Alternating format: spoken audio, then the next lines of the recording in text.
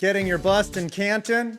That's a big deal. But if your team puts a statue of you outside of their stadium, well, that's every narcissist's ultimate fantasy, right? Tom Brady? Let's go! All kidding aside, statues outside of NFL stadiums are really cool pieces of art and tributes to the past. Well, some of them are.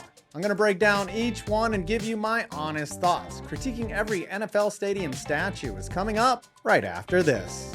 Hey, I went to a Nationals game and was able to walk up and get a ticket, but honestly, I could have gotten a much better deal on SeatGeek, the sponsor of today's video. With over 28 million downloads and over 70,000 events, SeatGeek has you covered, even at the last minute. The MLB playoffs are coming, the NFL is back, and the NBA isn't far behind. This is the best time of year to get tickets. SeatGeek has our back. Every ticket is rated on a 1 to 10 scale, and the green dot means good and the red dot means bad. It's so easy. Plus, every ticket is backed by their buyer guarantee.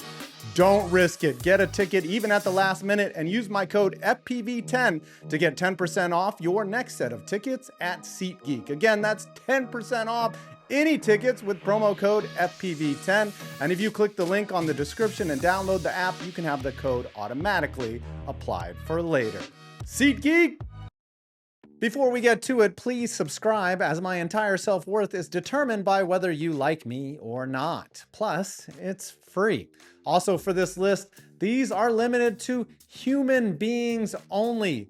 Cool torches, oversized panthers, giant falcons, those will be in another video. Let's get into it. Tom Brady, Gillette Stadium. So new, it's not even in Google Earth yet. I feel like the sculptor kind of did Brady a little wrong, if not entirely accurate.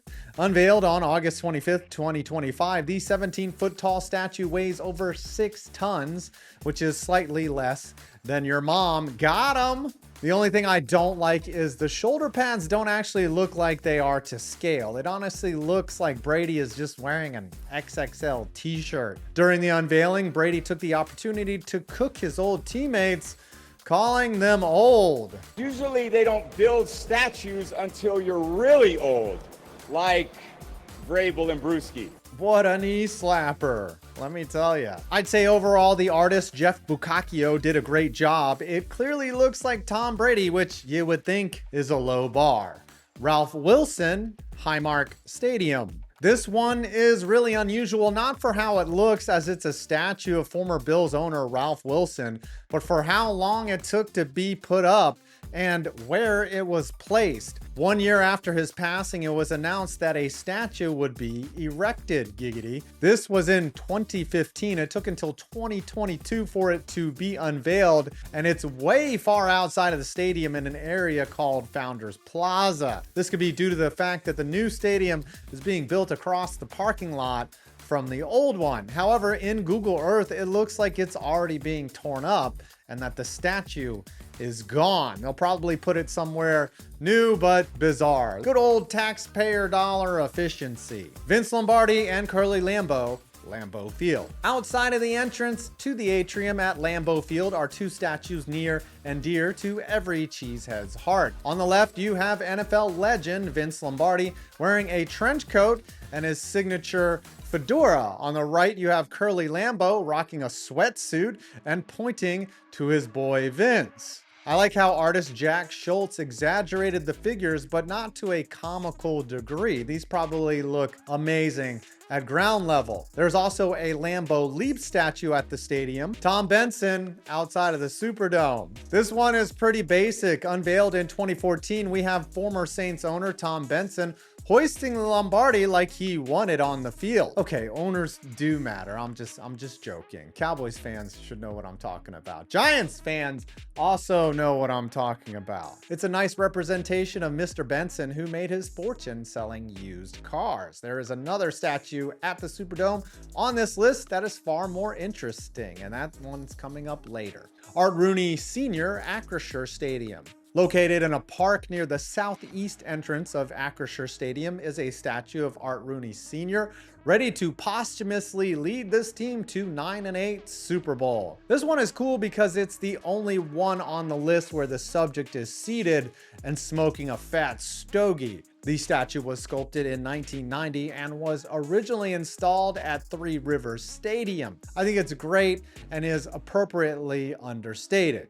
Tom Landry, AT&T Stadium. I'm surprised where this one is placed. It's outside the stadium, offset from an entrance, and unless you are moving around the perimeter of AT&T, you won't come across this statue of legendary former Cowboys owner and head coach Tom Landry. I understand that Jerry wants to honor the guy he bought the team from, but also it's pretty obvious that Jerry don't want to share too much shine from the old fedora-wearing sideline boss who he also fired. Otherwise, he would put it in a more prominent location. The statue itself is fine. I'm just waiting for Jerry to unveil his own statue, which will take up the entire front entrance of the stadium and depict Jerry on top of the mountain of bad moves he's made since 1996. Lamar Hunt, Arrowhead Stadium.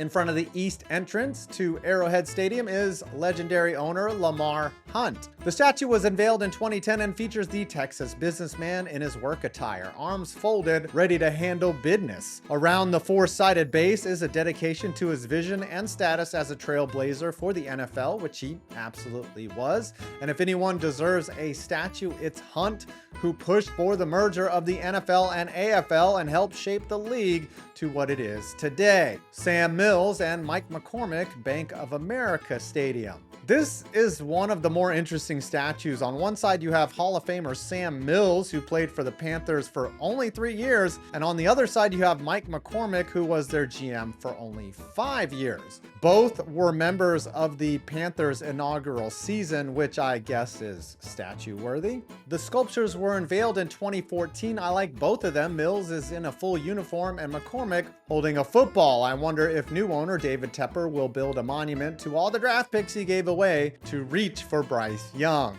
Ray Lewis and Johnny Unitas, M&T Bank Stadium.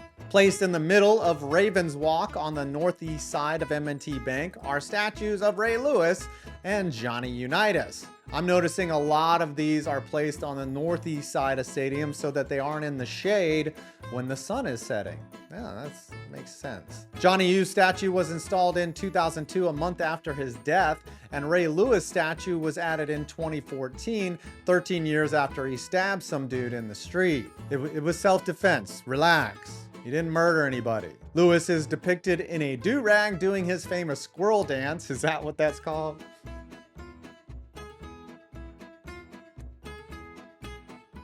Johnny U is throwing it deep. He has kind of an ominous face. It's nice that they chose him, even though he never played for the Ravens. Don Shula and Dan Marino, Hard Rock Stadium. As if you don't hear about it enough, every year when the last undefeated team loses, the Dolphins made a statue of Don Shula being carried off the field after he completed a perfect 17-0 season. I get it, but yo, enough about it. Come on now. Across from Shula is a well-deserved statue of Dan Marino. This one is fantastic. Inlaid in the bronze is teal and orange accents, which really make the sculpture pop. And also, it's a near perfect likeness of the Hall of Fame QB and Oscar-winning actor. Psst, psst. Ace, come here. Just kidding. He was great in those Nutrisystem commercials, though. Steve Gleason at the Superdome. This is one of my favorite NFL statues because it carries a significant weight to it, not just in bronze alloy. After Hurricane Katrina, the Saints were essentially homeless in the aftermath, having to play home games on the road and in Houston while the destroyed Superdome and the city was rapidly rebuilt. After 21 months, the Saints hosted their first home game in 2006, and moments into it, Steve Gleason blocked a punt and football was back in the Big Easy. So poignant was the moment that it was memorialized 6 years later in 2012 after the Saints won their first Super Bowl. Sadly, Steve Gleason was diagnosed with ALS and continues to fight the disease. It's also worth noting that Gleason was an undrafted free agent, one of the smaller unsung heroes in NFL history. Jim Brown and Otto Graham, Huntington Bank Stadium. These were not easy to find in Google Earth, but eventually I located them just outside the stadium. On one side, you have Otto Graham looking menacing, like legit would not be surprised if lasers were installed in his eyes, though the real Otto was pretty scary looking in and of himself. Speaking of scary, we also have Jim Brown done kind of the same style, but with a slightly more square base. Both great subjects. Hopefully, one day the QB jersey is immortalized outside of Huntington Bank Stadium too. Philly Special, Lincoln Financial Field. Wild that both people in the Philly Special statue would be gone from the team in less than 3 years after it was unveiled, which is also a crazy story as the play happened in Super Bowl 52, and less than 8 months later, the statue was up and outside of the link. It's not a bad statue though, it's probably the most simple out of the ones on this list, and I'm really surprised the sculptor didn't give Nick Foles a huge dong. George Hollis and Walter Payton, Soldier Field. Climbing the steps into Soldier Field's south entrance, you will find two legends of Bears history, former owner and Bears founder George Hollis and Hall of Fame running back Sweetness, aka Walter Payton.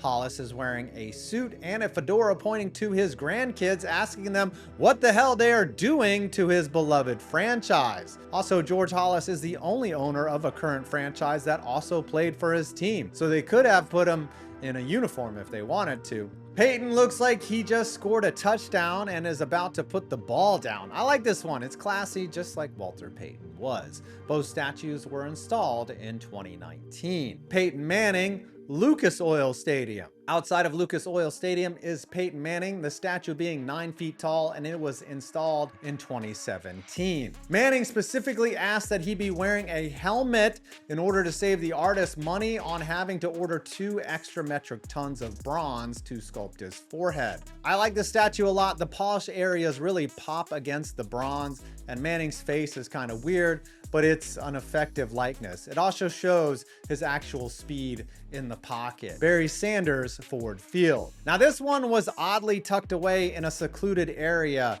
at Ford Field. It's on the way in from a side parking lot, but that doesn't take away from really how awesome this depiction is. They got Sanders juking the hell out of anyone who tries to walk up on him, as the kinetic motion of the art captures his essence as one of the most dynamic NFL players and running backs of all time. The statue was unveiled in 2023. Pat Tilman, State Farm Stadium.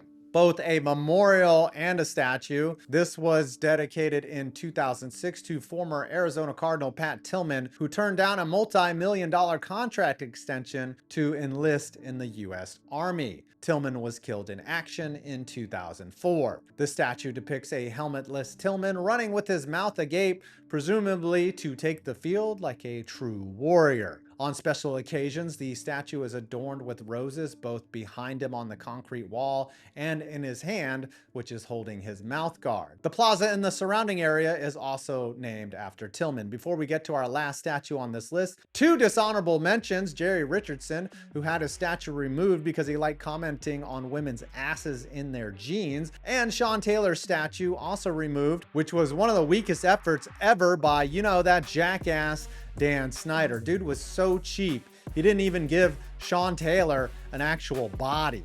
And now for our final statue, and I really like this one. Dwight Clark and Joe Montana outside of Levi's Stadium. This one is not only a piece of art, but also an effective installation. Depicted in the statues are Dwight Clark and Joe Montana immortalizing the catch from the 1981 NFC Championship game. Unveiled in 2018, both figures are life-size and placed exactly 23 yards apart. How far away they were standing from each other during the play. Scribbled on the glass behind him is a diagram of the play, also a nod to Bill Walsh. Both sculptures are incredibly clean and sleek, just an awesome depiction of a key moment in the franchise and in the NFL's history. I'd say, well done. Hey, I hope you enjoyed this video. Please subscribe. I need you to subscribe. Subscribing is awesome and you will love it. We're almost to 400,000. Like, let's get there. And then I don't know what I'm gonna do after that.